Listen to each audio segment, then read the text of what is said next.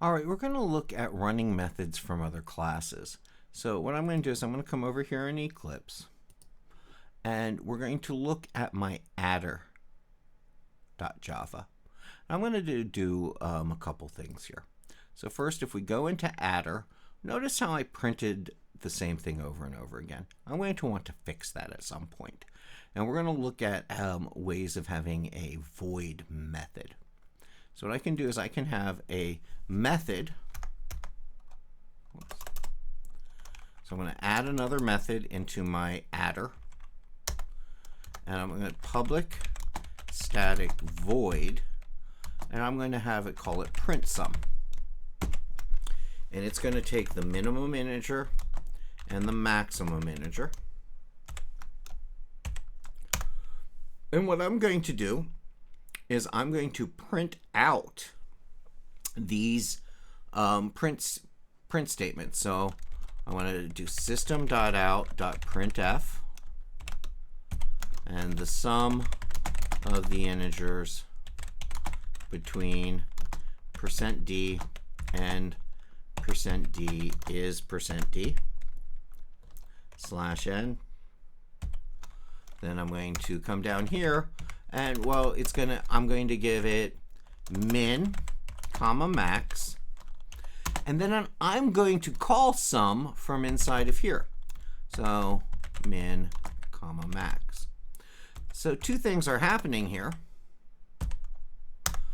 This method will repeat the print statement, so I don't have to type all of this code in, and it will call sum for me. And then I'm going to return, but I'm not returning any value. It's void, so I'm just returning back.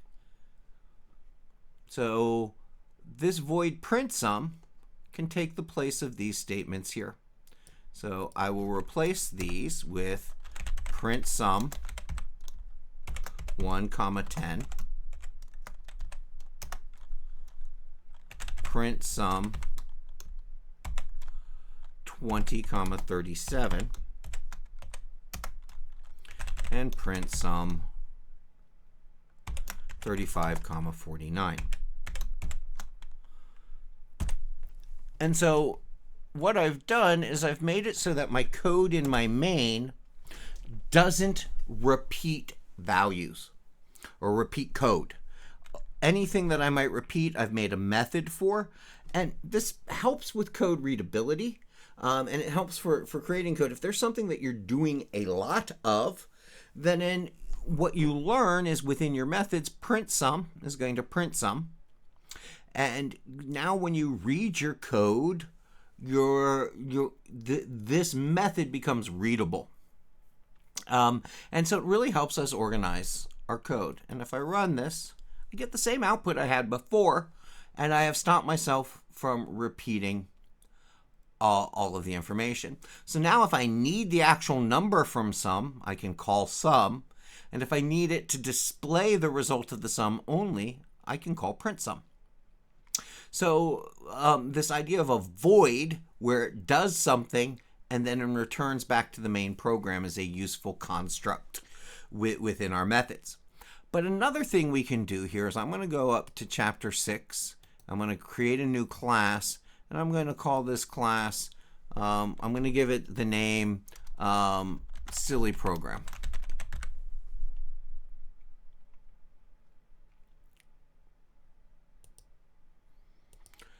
Now, silly program sits inside my package, chapter 6. It has a place to come through. Now, because back in adder, I called sum public, and I called print sum public.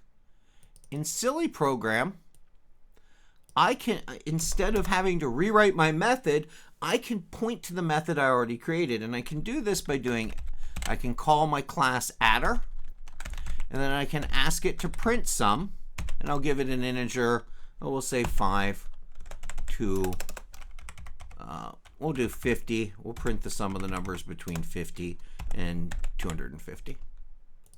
So notice this construction here. Adder tells Java to look for the class called adder, which I have up above. It's not part of the silly program. The dot then says inside of adder, I'm going to use the method printSum.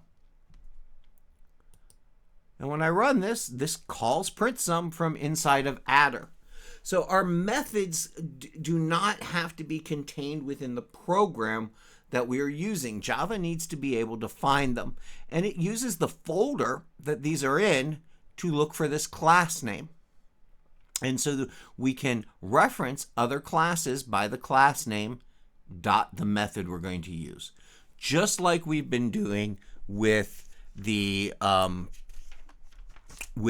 built-in methods.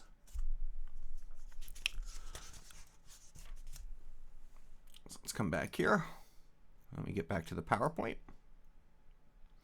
And so this is the idea of reusing methods from other classes. Now, what happens in memory when we use methods? Our chunks of memory are created that contain a space for the variables. When we call a method, another chunk of memory is created, and there's a barrier between it. Max cannot see what's in main, and main can't see what's in max. But when I invoke the method, I pass values into max.